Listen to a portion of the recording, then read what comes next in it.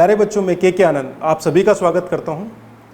देखिए बच्चों, अभी कुछ समय पहले या कहें कि कुछ दिनों पहले मध्य प्रदेश लोक सेवा आयोग द्वारा स्कोर कार्ड जारी कर दिया गया। अब स्कोर कार्ड जारी करने के पश्चात मैंने ये देखा कि अधिकांश बच्चों की जो प्रश्न थे या क्वेरी थी वो यह थी कि सर कट ऑफ क्या हो सकता है। पिछले वीडियो में मैंने कट ऑफ पर हल्की सी चर्चा की थी, परंतु बच्चे संतुष्ट नहीं हैं। लगभग 200 से ज़्यादा कमेंट्स या कहें कि प्रश्न लगातार वेबसाइट पर आ रहे हैं। ऐसी स्थिति में मैंने सोचा कि मैं कट ऑफ पर डिटेल में आपसे चर्चा कर लेता हूं। तो आइए बच्चों, आज हम MPPSC 2019 के संभावित कट ऑफ पर चर्चा करेंगे। अब बच्चों, अगर आपने गौर किया होगा सोशल मीडिया पर या फेसबुक पे या व्हाट्सएप पे या इंस्टाग्राम पे या यूट्यूब पर बहुत सारे विचारक या कहें कि बहुत सारे विद्वान इस बात को लेकर लगभग संघर्षरत हैं कि वास्तविक कट ऑफ क्या होने वाला है।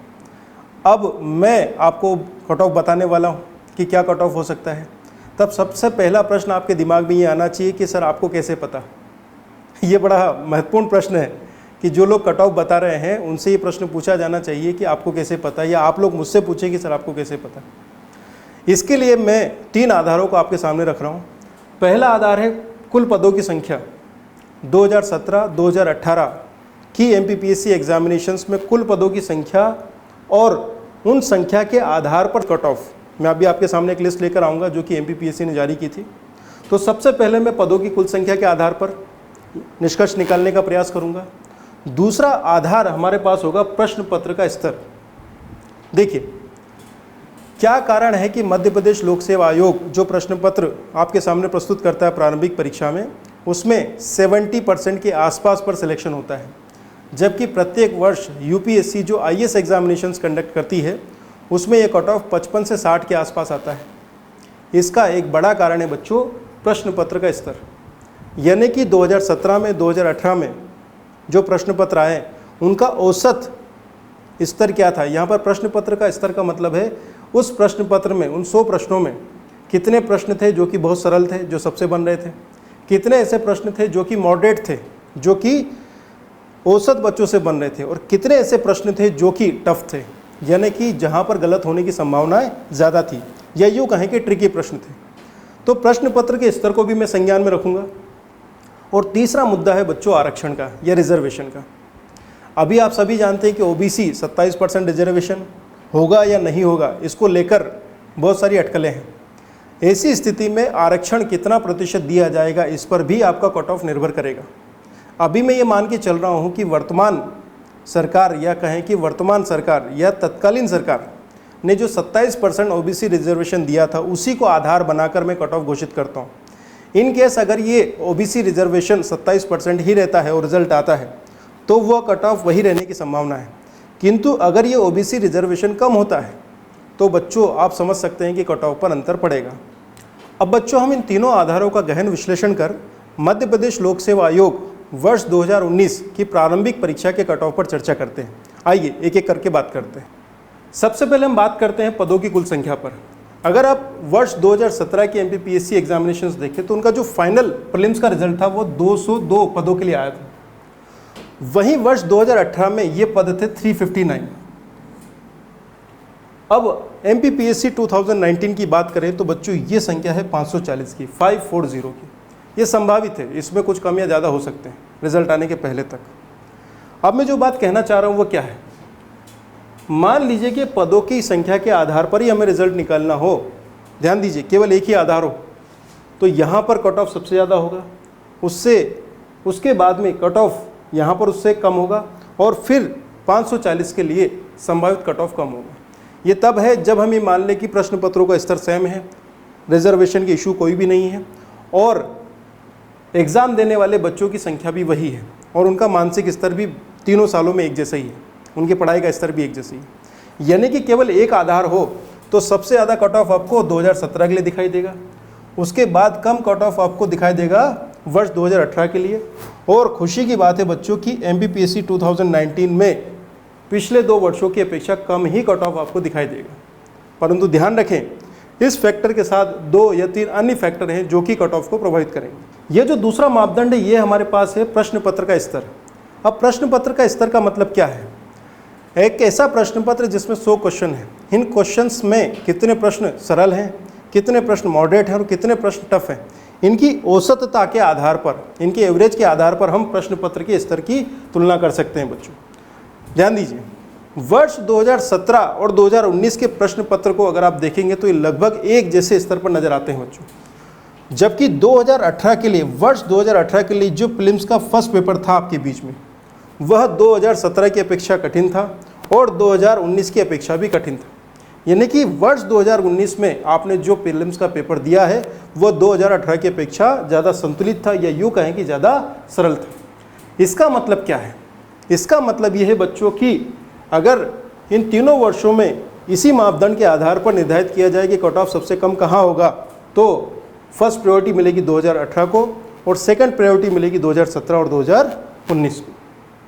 परंतु आप जानते हैं कि केवल एक मापदंड के आधार पर ही कट ऑफ निर्धारित नहीं होने वाला है। अब बच्चों, हमारा जो अगला आधार है वह आधार है आरक्षण का या रिजर्वेशन का। इस पर मैं हल्की सी चर्चा पहले भी कर चुका हूँ, एक बार फिर से आपके सामने बात रखता हूँ कि मान लीजिए कि ओबीसी रिजर्वेशन का इशू शॉर्ट आउट होता है और 27% पर ही कट ऑफ जारी होते हैं, तो ओबीसी का जो कट ऑफ है वो नीचे जाएगा। वहीं अगर ओबीसी रिजर्वेशन 27% की अपेक्षा कम कर दिया जाए, 13 या 14% पर आ जाए, तो उनका कट ऑफ ऊपर जाएगा। परंतु इससे जनरल के कट ऑफ व एससी एसटी के कट ऑफ आदि पर संभावित रूप से बहुत अधिक प्रभाव नहीं पड़ेगा। यानी कि रिजर्वेशन का एक ऐसा इशू है बच्चों जो कि आपके कट ऑफ को प्रभावित करेगा। अभी मैं ये मान के चल रहा हूँ कि वर्ष 2017 में, 2018 में और 2019 में ओबीसी के लिए जो रिजर्वेशन था वह अलग अलग रहा है, क्योंकि इन दो वर्षों में 2017 और 2018 में यह रिजर्वेशन 27% की अपेक्षा कम था। वर्ष 2019 के लिए अभी हम वर्तमान में ओबीसी के रिजर्वेशन को मान के चलते हैं 27%, यानी कि इससे ओबीसी के कट ऑफ की गिरने की संभावनाएं हैं। परंतु ध्यान रखें बच्चों कि अगर कोर्ट 27% रिजर्वेशन को सहमति प्रदान नहीं करता है तो ओबीसी को पुराने रिजर्वेशन अर्थात कम रिजर्वेशन पर ही कट ऑफ लेकर आना पड़ेगा। तो इस प्रकार बच्चों इन तीनों इशू को हम ध्यान में रखते हुए हम कट ऑफ पर चर्चा करेंगे। ध्यान रखें, यहाँ पर एक चौथा मुद्दा उठता है, वो है परीक्षार्थियों या अभ्यर्थियों की संख्या। मैं ये मान के चल रहा हूँ कि तीनों ही वर्ष 2017, 18 व 19 में लगभग समान संख्या में ही अभ्यर्थियों ने एग्ज़ाम दी है। अब बच्चों मैं आपका ध्यान इस चार्ट की ओर आकर्षित करना चाहता हूँ। अगर आप गौर करेंगे वर्ष 2017 और 2018 इन दोनों ही वर्षों के जो कट ऑफ हैं जो कि एमपीपीएससी द्वारा जारी किए गए वो आपके सामने हैं, और 2019 के कट ऑफ के लिए मैंने संभावित कट ऑफ आपके सामने रखे। अब ध्यान रखिएगा, वर्ष 2018 में 100 प्रश्नों में से 5 प्रश्न डिलीट कर दिए गए थे और 95 प्रश्न पर ही कट ऑफ जारी किया गया था या फाइनल रिजल्ट जारी किया गया था। वहीं वर्ष 2019 में क्या हुआ है, इस साल केवल 1 प्रश्न डिलीट किया गया है, 4 प्रश्नों के 2 उत्तरों को मान किया गया है तथा 1 प्रश्न के लिए 3 विकल्पों को सही माना गया है। इन सारे मुद्दों को हमें ध्यान में रखना है और आइए बच्चों हम कट ऑफ पर चर्चा करते हैं। देखिए, अब बच्चों हम बात करते हैं सामान्य श्रेणी जनरल कैटेगरी में मेल वर्ग में 2017 के लिए कट ऑफ था 138 अंक, 2018 के लिए था 138 सेम। 2019 के लिए यह हो सकता है 136 से लेकर 140 के बीच में संभावित कट ऑफ है ये 68 to 70। यह वह संभावित सही उत्तरों की संख्या है जहां पर आपका कट ऑफ टिक सकता है बच्चों।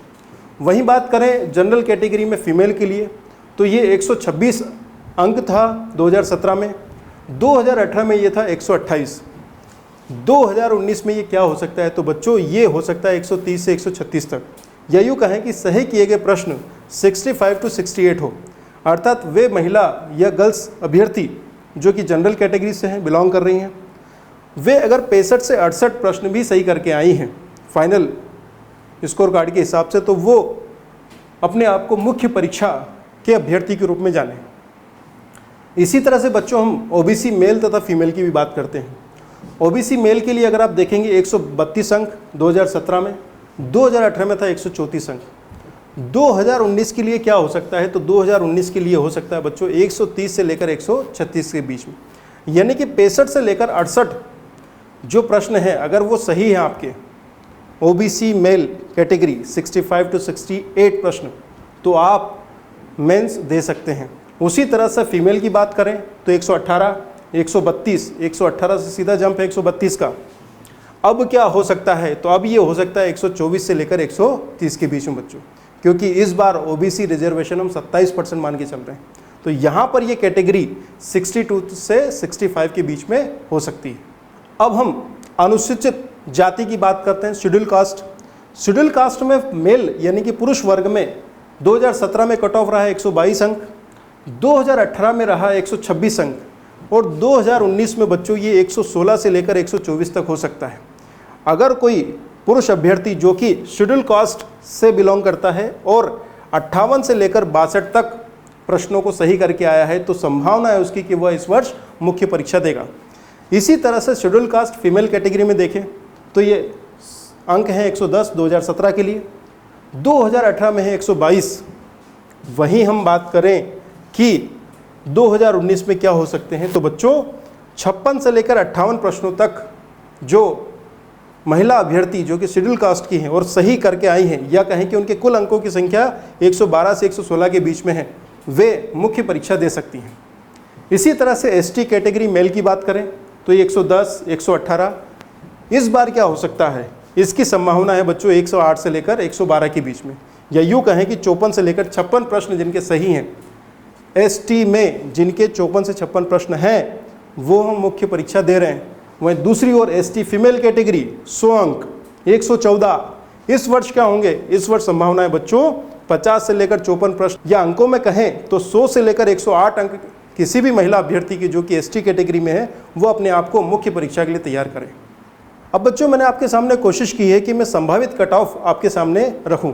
मेरी कोशिश रही है कि जितने वैज्ञानिक तरीके से या जितने संतुलित तरीके से ये कट ऑफ मैं आपके सामने रखूं। इसमें वे सारे बच्चे स्कोर कार्ड बता रहे हैं उनका भी इनपुट शामिल है। अब ध्यान रखने योग्य बात यह है बच्चों कि वे सभी बच्चे जिन्होंने यह एग्ज़ाम दी है उन सभी के स्कोर कार्ड में नहीं जानता, परंतु ये जो संभावित कट ऑफ में बता रहा हूँ वो मुझे जो जानकारी में बच्चे हैं उनके स्कोर कार्ड के हिसाब से ही बता रहा हूँ। अब इसमें क्या मार्जिन ऑफ एरर है, अर्थात इसमें क्या कम और ज़्यादा की संभावना है, कुछ बच्चे पूछ सकते हैं।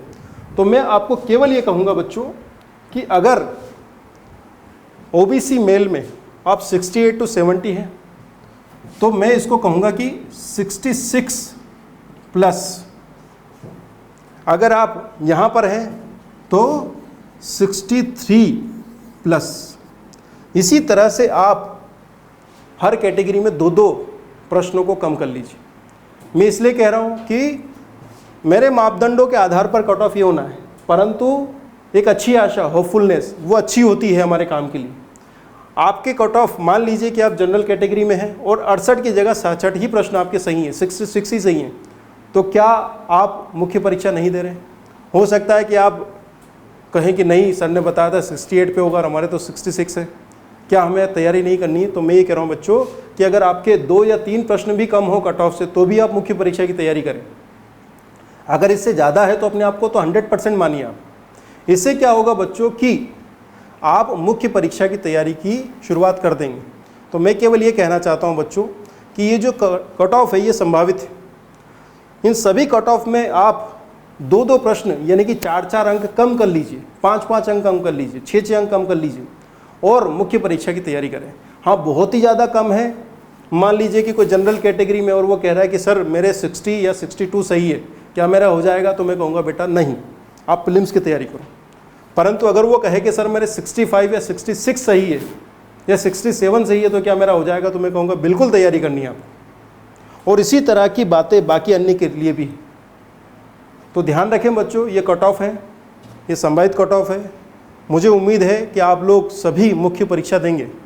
फिर भी अगर आपके कट ऑफ से नंबर काफ़ी कम है तो हताश ना हो, अगले प्रीलिम्स की तैयारी करें। और अगर आपकी उत्तरों की या स्कोर कार्ड अगर इस कट ऑफ के आसपास हैं तो आप मुख्य परीक्षा की तैयारी करें। अंत में मैं सभी को शुभकामनाएं देना चाहता हूं। वे बच्चे जो इस कट ऑफ से बहुत दूर हैं उनको कहूँगा कि अभी समय है, आप तैयारी शुरू करें। मुख्य परीक्षा के लिए जो बच्चे तैयार हैं अब वो अपनी तैयारी को आगे बढ़ाएं। हालांकि रिजल्ट कब आएगा इस बारे में बहुत सारे प्रश्न हैं। इस संदर्भ में एक अन्य मैंने वीडियो बनाया, आप उसको देख सकते हैं। मैं अपनी बात यहीं पर समाप्त करना चाहूँगा। धन्यवाद।